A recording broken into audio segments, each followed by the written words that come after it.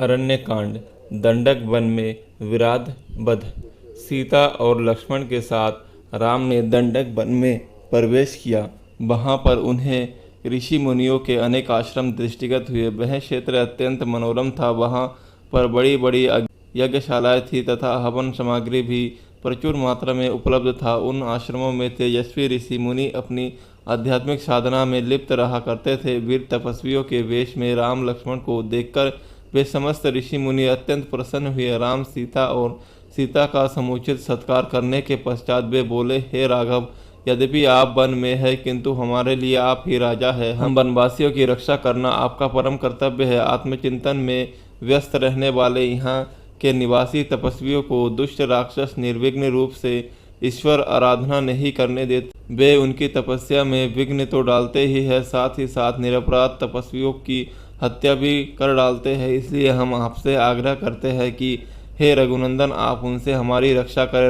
रामचंद्र ने उन्हें आश्वस्त किया कि वे शीघ्र ही इन राक्षसों का विनाश कर इस क्षेत्र को निरापाद कर देंगे। वहां से उन्होंने महावन में प्रवेश किया, जहां नाना प्रकार के हिंसक पशु और नरभक्षक राक्षस निवास करते थे। ये नरभक्षक राक्षस ही तपस्वियों को कष्ट दिया करते थे।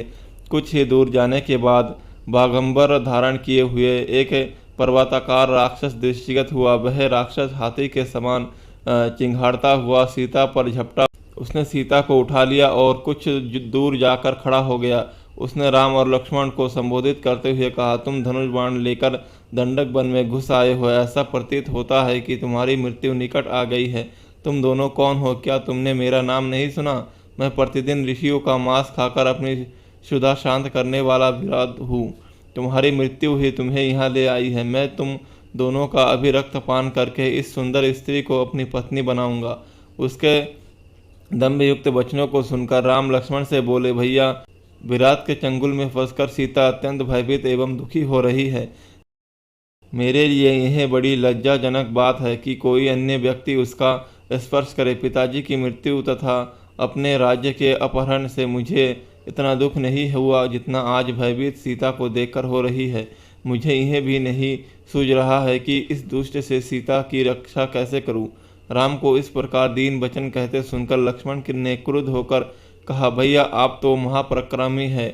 आप इस प्रकार अनाथों की भांति क्यों बात कर रहे हैं? मैं अभी इस दुष्ट राक्षस का संहार करता हूँ। फिर विराट से बोले, रे रुष्ट, अपनी मृत्यु के पूर्व तू हमें अपना परिचय दे और अपने कुल का नाम बता। विराट ने हंसते हुए कहा, यदि तुम मेरा परिचय जानना चाहते हो तो सुनो। मैं जय राक्षस का पुत्र हूँ। मेरी माता का नाम शतहद्र है। मुझे ब्रह्मा जी से यह वर प्राप्त है कि किसी भी प्रकार का अस्त्र शस्त्र ना तो मेरी हत्या ही कर सकती है और ना ही अंगों को छिन्न भिन्न हो सकते हैं। यदि तुम इस स्त्री को मेरे पास छोड़कर चले जाओगे तो मैं तुम्हें वचन देता हूँ कि मैं तुम्हें नहीं मारूंगा। विराट के वचनों से क्रोधित राम ने उस तत्काल तीक्ष्ण बाणों से भेदना आरंभ कर दिया।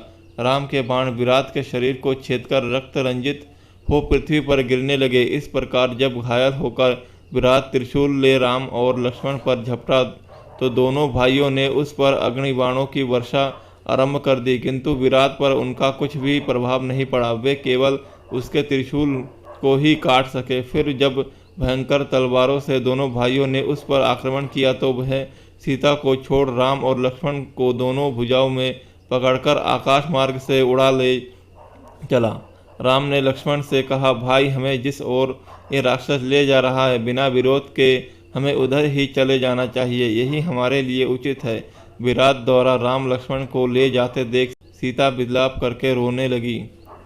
हे राक्षस राज, इस दोनों भाइयों को छोड़ दो। मैं तुमसे प्रार्थना करती हूँ। सीता के आर्तनाद करने पर क्रोधित होकर दोनों भाइयों ने विराट की एक एक बाह मरोड़कर तोड़ डाली। वह मूर्छित होकर पृथ्वी पर गिर पड़ा। लक्ष्मण उसे सचेत कर बार बार उठा कर पटकने लगे। वह घायल होकर चित्कार करने लगा। तभी राम बोले, लक्ष्मण, वरदान के कारण यह दुष्ट मर नहीं सकता, इसलिए यही उचित है कि हमें भूमि से गड्ढा खोदकर इसे बहुत गहराई में गाड़ देना चाहिए। लक्ष्मण गड्ढा खोदने लगे और राम विराट की गर्दन पर पैर रखकर खड़े हो गए। तब विराट बोला, प्रभु, वास्तव में मैं तुम्बुरु नाम गंधर्व हूँ। कुबेर ने मुझे राक्षस होने का शाप दिया था। मैं शाप के कारण राक्षस हो गया था। आज आपकी कृपा से मुझे उस शाप से मुक्ति मिल रही है। राम और लक्ष्मण ने उसे उठाकर गड्ढे में डाल दिया और गड्ढे को पत्थर आदि से पाट किया। सारा वन प्रांत उसके आर्तनाद से गूंज उठा। दोस्तों, अगर वीडियो अच्छी लगी है तो वीडियो को लाइक और चैनल को सब्सक्राइब करें और ऐसे ही राम कथा सुनने के लिए हमारे चैनल पर जाए। आपको क्रमबद्ध तरीके से राम कथा की वीडियोज़ मिलेंगी।